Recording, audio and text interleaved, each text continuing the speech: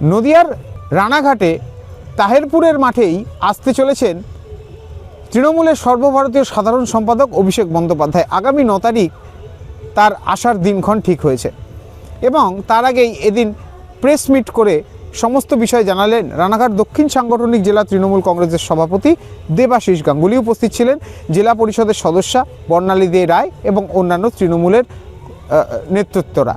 তিনি জানান আগামী দিনে অর্থাৎ 9 তারিখে অভিষেক বন্দ্যোপাধ্যায় সেখানে আসছেন। শুধু তাই নয়, সাধারণ মানুষের জন্য বিশেষ বার্তা রাখবেন, মতুয়া উদ্বাস্তু নমশূদ্রদের জন্য বিশেষ বার্তা রাখবেন। অপরদিকে উন্নয়নের পাঁচালী যেটা তৃণমূল কংগ্রেস করছে, সেই উন্নয়নের পাঁচালীরও বিশেষ ক্যাম্পেইন সারা রাজ্য জুড়ে হবে। সেরকমই নদিয়ার দক্ষিণ রানাঘাট সাংগঠনিক জেলাতেও হবে। বিশেষ করে এই উন্নয়নের পাঁচালী যা উন্নয়ন হবে, যা উন্নয়ন হয়েছে, সেই সমস্ত কিছুই এলাকার মানুষকে জানানো হবে। বিশেষ ক্যাম্পেইন করা হবে, নেতৃত্বরা পৌঁছবেন। সেখানকার বিশিষ্ট যারা বিএলএ 2 রয়েছে তাদেরকে সংবর্ধনা, এবং সেই এলাকার যিনি এলাকার হিরো, অর্থাৎ সে সাংস্কৃতিক দিক থেকে হতে পারে, সে স্পোর্টসম্যান হতে পারে, বা বিভিন্ন রকমের বিষয়ে তিনি যদি হিরো হয়ে থাকেন তাকেও সংবর্ধিত করা হবে, এমনটাও জানিয়েছেন তৃণমূল নেতৃত্বরা। যা শুধু বাংলার বাইরে আমাদের দেশের অন্য রাজ্য বা আমাদের কেন্দ্রীয় সরকার তাদের কাছ থেকে সমাদৃত হচ্ছে তাই নয়, বিশ্বে বন্দিত হয়েছে, বিশ্বের মানুষের কাছে যা আলোড়ন তৈরি করেছে।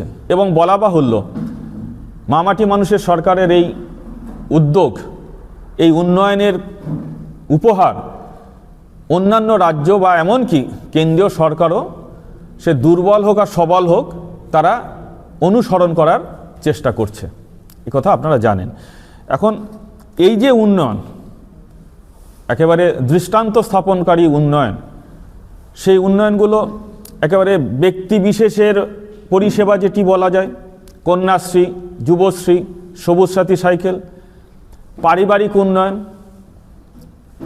রেশনিং ব্যবস্থা, আবার সমষ্টিগত উন্নয়ন, পারিবারিক উন্নয়নের মধ্যে বলুন আবার স্বাস্থ্যসাথী কার্ড, আবার সমষ্টিগত উন্নয়ন, রাস্তাঘাট থেকে শুরু করে শিক্ষা জগতে একটা আলাদা বৈপ্লবিক জায়গা তৈরি করে দেওয়া, স্বাস্থ্যক্ষেত্রে পরিকাঠামোগত উন্নয়ন, আরও অনেক বেশি প্রসার, অনেক সুলভে, সে বলতে গেলে অনেক বিস্তারিত সময় লাগবে, নানা ধরনের উন্নয়ন উপস্থাপিত হয়েছে। এই উন্নয়নগুলির বার্তা নিয়ে মানুষের কাছে পৌঁছাবানোর জন্যই আমাদের এই কর্মসূচির নাম উন্নয়নের সংলাপ, যা আগামী 2রা জানুয়ারি থেকে আমরা শুরু করব। আর সেই কারণেই তারা এখন রীতিমতো কোমর বেঁধে এই কর্মসূচি এবং অভিষেক বন্দ্যোপাধ্যায়ের কর্মসূচিতে ঝাঁপিয়ে পড়েছেন।